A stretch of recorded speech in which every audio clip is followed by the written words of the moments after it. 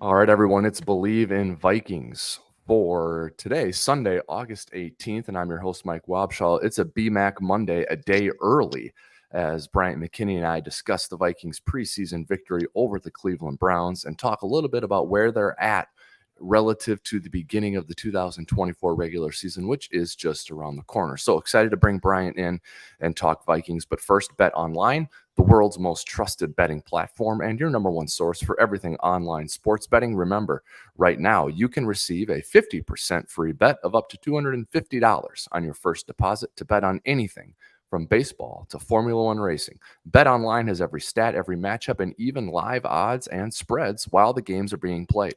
When the game's over, head on over to their online casino and get in on a game of blackjack or poker or unwind with one of their over 150 slot games. Head to the website today to get in on the action. Use promo code BELIEVE, BLEAV, for your 50% free bet credit on your first deposit up to $250.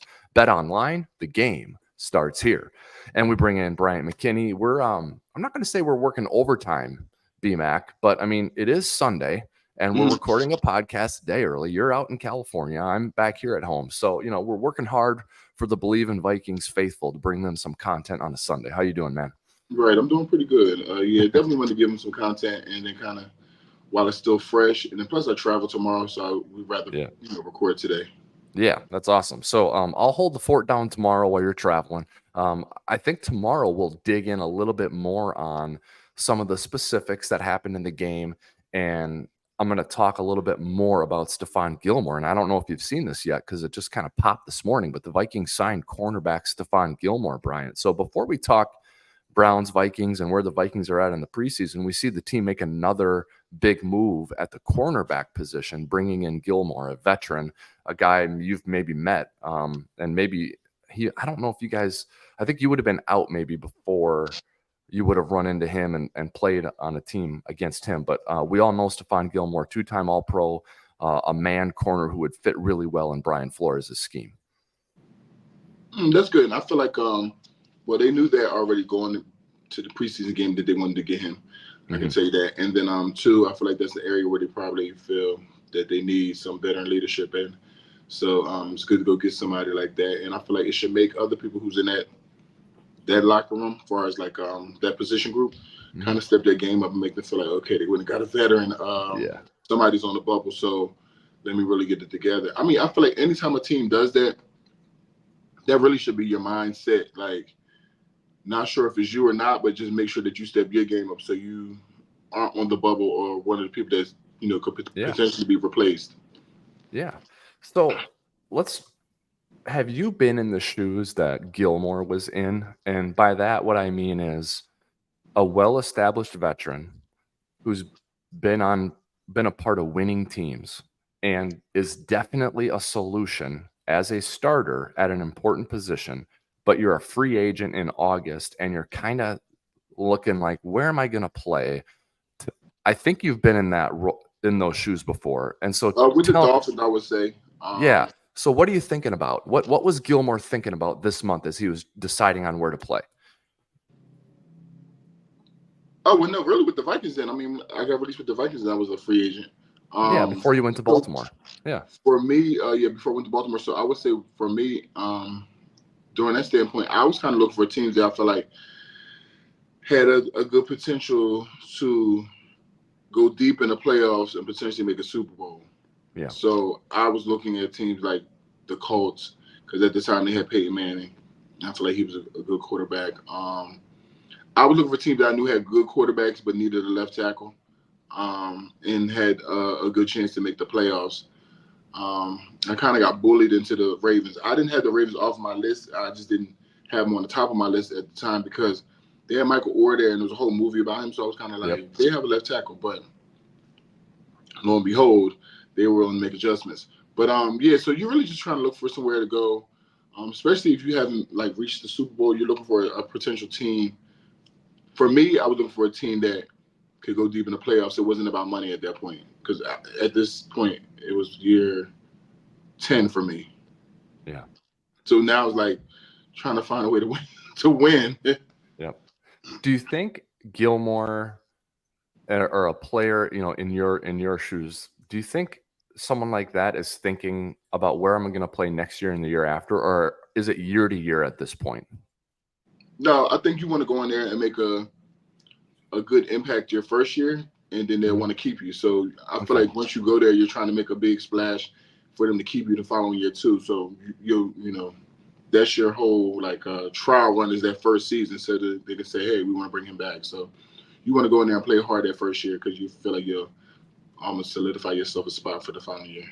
Yeah, and the reason I asked that is because I don't view the Vikings as a team. Well, I don't think the Vikings would be a team that someone like Stephon Gilmore would look at and be like, they can win a Super Bowl this year. I think he thinks it's possible, but I think he might be thinking maybe I can play there for 2 or 3 years because I love Brian Flores and the scheme, and they're a team with a window that's open right now for a few years. So even though it's a 1 year deal, I'm thinking that Gilmore might be a 2 or 3 year player for the Vikings. Possibly, it just all depends on who becomes available. Between now and even next year. If they feel like somebody else maybe younger with more value or something, they'll go get them. So it really just all depends on how like the cards are dealt for him. But if he goes in here and has a pretty good season and is likable and coaches like him and he's good in the locker room, they'll definitely keep him. Yeah. All right, so let's talk Vikings and Browns here in this preseason game. I was writing down notes, BMAC, and I'm like, you and I are used to that 4 game format in the preseason, and Mm-hmm. everyone listening is familiar with that, and sort of the routine that teams went through, where the fourth game was for everyone else, the third game was for the starters, right, and then the first and second game is some sort of formula where starters play limited action because you want to knock the rust off, but you don't want to Mm-hmm. get them hurt. This 3 game format, I think, is interesting because every team is kind of doing it differently. Like I saw that Caleb Williams and Jaden Daniels, Patrick Mahomes, Josh Allen, like those guys were playing in this game, week 2 preseason So for they other probably teams. play the next one. Yeah, but the Vikings didn't play their guys. So like teams are doing it differently. So I thought yesterday for the Vikings, Kevin O'Connell really wanted to use those game reps on players he thinks are going to be on the team in backup roles or supporting roles. That's what I saw. So tell me, how valuable are those preseason reps for guys And like you know that? what? With this team, I'm gonna say he might have a different thought process just because they've had 2 days of practice prior to the game. So he might have got what he needed to get out of his veterans at practice. Ah, So it's like, okay, let me get some more game time action out of the guys who are going to be like playing the backup roles or things like that or fighting for a position. So I'll use the game time to kind of see how they go. So that could be a thought process. I'm just throwing that out there. But yeah, maybe. So I'm not sure if they'll play the third game or not because they didn't play at all. But I'm pretty sure they will play like a little bit at least, mhm. just to get some more like reps and a little like timing and everything down. Yeah. When the bad news on JJ McCarthy,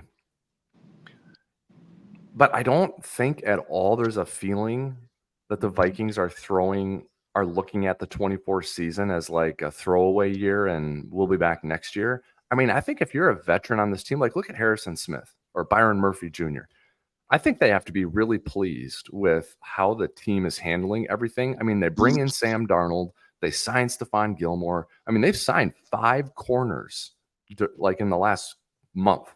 Like I look at the Vikings front offense and I'm like, dang, they're trying to win this year. And I got to imagine as a veteran player, you've really got to appreciate that.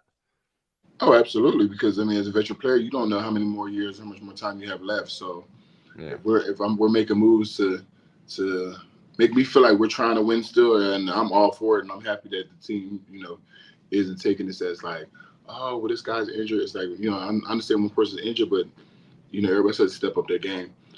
So I want to know what really happened.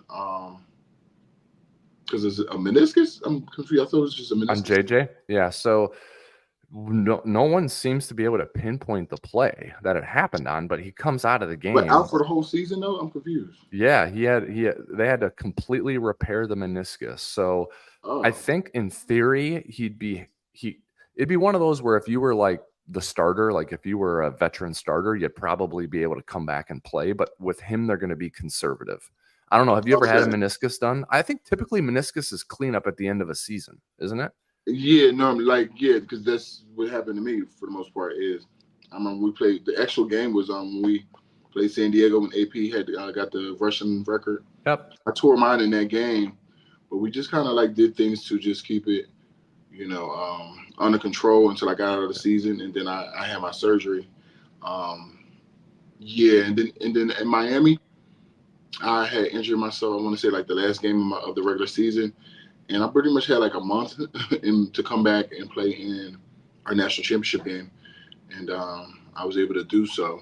Yeah. Um, so that's why I was surprised that it said he was out for the season because I know it's normally an injury that's, about 6 weeks, and then you'll be able to, to make it back, 6 weeks with the rehab and everything, and then you should be able to, come back. But I guess they don't want to, I guess, rush it.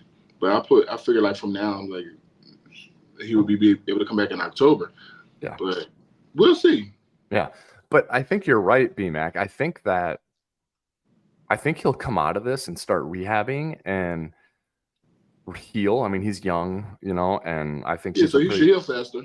I think he will and be like, I could probably play in like 4 or 5 weeks, guys, but it's like, sorry, you're on IR. So I think it's just like no pressure on him playing this year. Sam Darnold not looking over his shoulder. This is Sam's team for this year.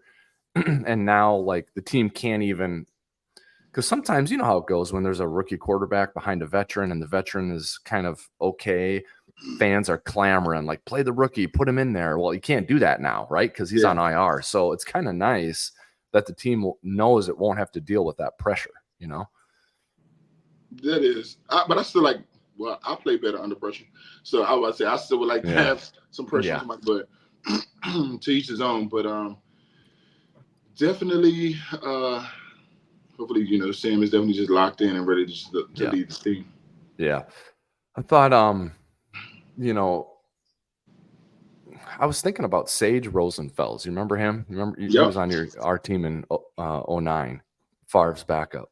We still keep in touch. We follow. Do you really? Oh, yeah. Good. So maybe we should call Sage on here one day. I would love that. We should totally do that. And the reason I was thinking about him is I was watching Nick Mullins play on Saturday for the Vikings, and I'm like, yeah, you wouldn't want him to be your starter for 17 games. I get it, but like he comes in there and he's playing with whoever, and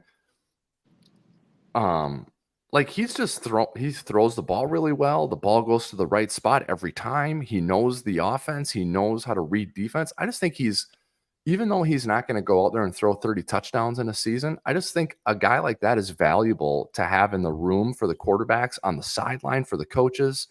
And I think about Sage in that way because I thought he was like that for you guys. I feel like guys like that might not be like super like spectacular to watch, but they know how to manage the game and things like that, and they know the little things to do to keep the the ball going. Yeah, and there's just some like, I don't know. There's just a little bird on the shoulder for the starting quarterback. Like, hey, I saw this. The safety was, that was inverted cover 2, and the safety was doing this. So look for this next time. And I just think that can be valuable for the starter at times, whether it's during a game or during the week in practice. And I see that in Nick Mullins. So that was one of my takeaways from the game. And then the other one is, if you go back and watch, I'm sure you saw some of the highlights or a lot of the game, but the Vikings have some guys, Bryant, who they're not household names, but they're going to be on this roster and they have a chance to play this season, and it's interesting because it's like, not every guy is like a starter who's going to make 10 million a year. Like you got to have some guys on your roster that maybe the fans don't know, but they're going to come in there and play, and they might play a lot on special teams, and they might be a really good run blocking wide receiver. I think the Vikings have guys like that. I think that overall the roster is pretty deep. So I give the Vikings front office a lot of credit for building depth here.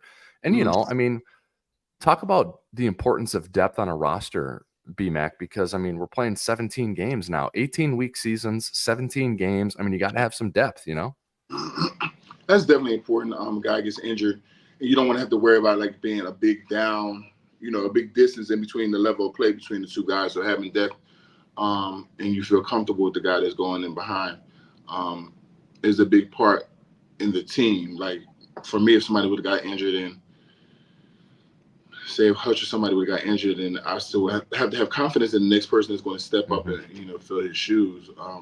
Luckily, that didn't happen with us too much at all. But I still was always confident in whoever else would come in. It's just we're just going to communicate a lot to make sure I can make sure you know what you got to do. So Yeah. but it's a Yeah. good feeling. Because Yeah. you don't And want then to keep like, looking it over to make sure that person's okay, and then you're not 100% committed to what you're doing. yep.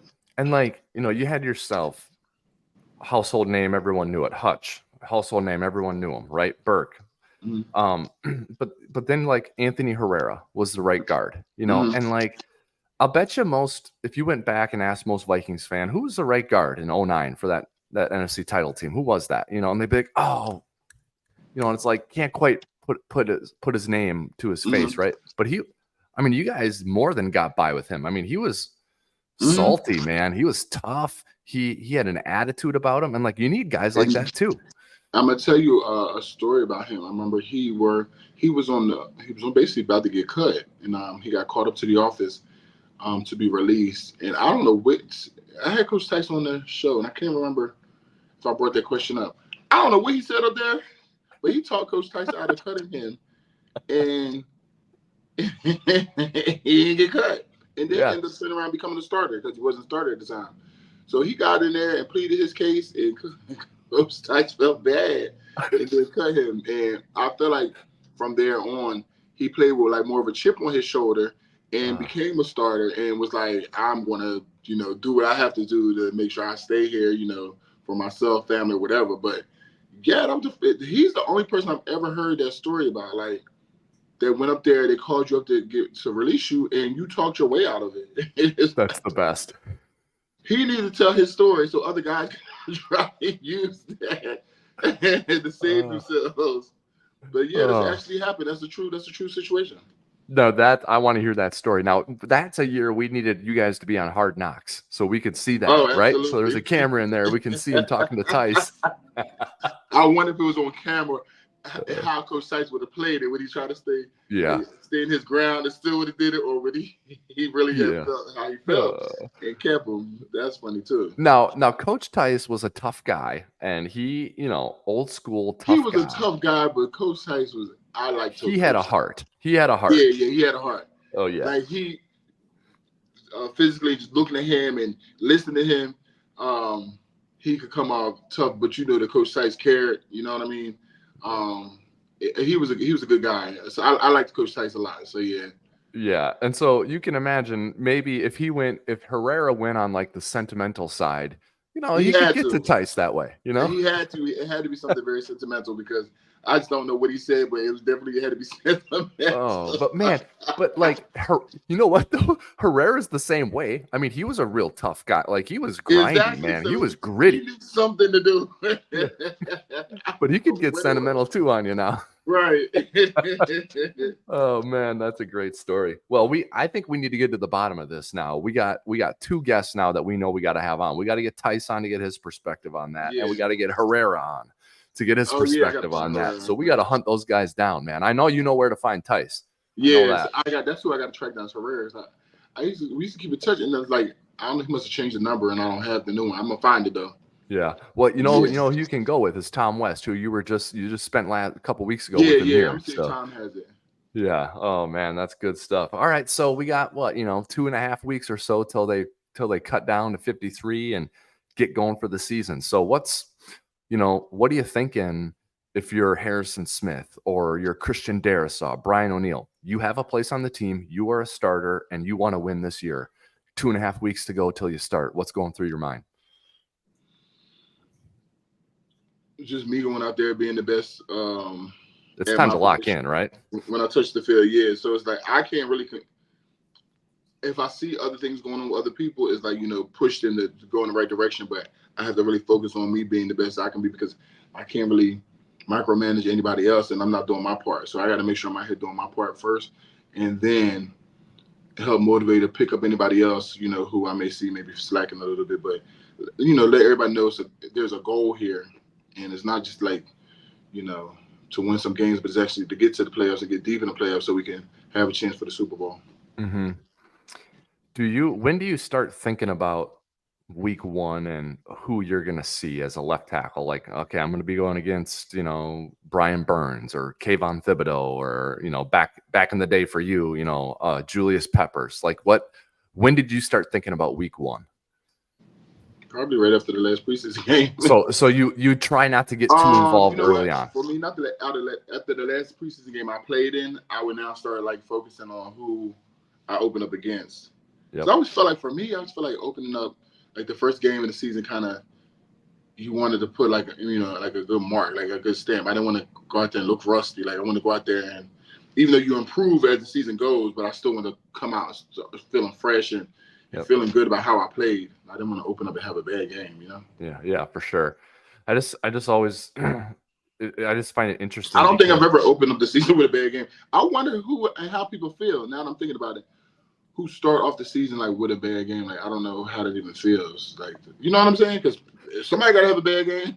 Well, yeah. I mean, people had a bad game against you because you didn't start out poorly. You started out well. So you're shutting people down early on. You know what I mean? Yeah. So we'd have to go talk to the guys you played against and say, hey, B-Mac shut you down early on. How'd you feel after that? Oh, man. It's got to be – but it's got to be defeating early on because, you can over-prepare for the first game. You know what I mean? Because you've got all off-season, all camp to think about that first game. So that's why I was asking that question. And another thing, too, is that first game is – people could be practicing new things. Like, so you might have been used to going against someone, but they now might have added something to the repertoire and it's like, I want to try this out. So you just kind of don't know what you're going to get sometimes in the first game because there's no real film study. It's preseason film, but some things might get held back and they might do it in practice if they haven't tried it in game. So you have to kind of see what you're going to get from the person. Luckily for me, I was always a person who I like to always be in like game time situations so I could just naturally react and not like, oh, well, I know this is this, so I like to be able to just naturally react, so my instincts would just be faster. Cool. Yeah, that makes sense. All right, man. Well, I think that's it for the convo today. I know that you're out in Cali and you're traveling. You're going back to Miami. My flight is at 6 a.m. Oh, tomorrow?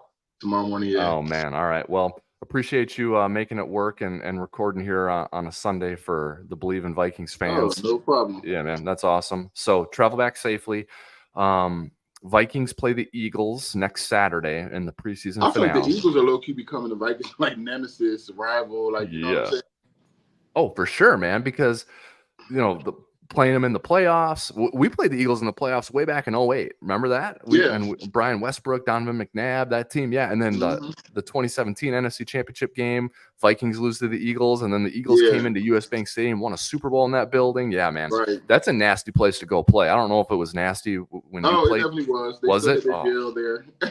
Yeah, man. That is no good there. Those fans are nasty. Yeah, it's going to be a preseason game. So, it should be a fairly moderate atmosphere for this one, but you're right, man. Vikings fans, they do not like the Eagles. That is for sure.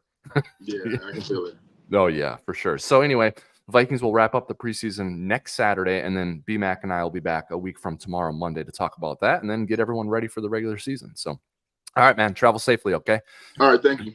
All right, that's going to do it for this episode of Believe in Vikings. Make sure you like, follow, and subscribe to the podcast. We are on all the major podcasting platforms, so if you're not already subscribing, make sure you go and do that. On behalf of Bryant McKinnie, this is Wobby signing off for now. But remember, until next time, everyone, keep believing.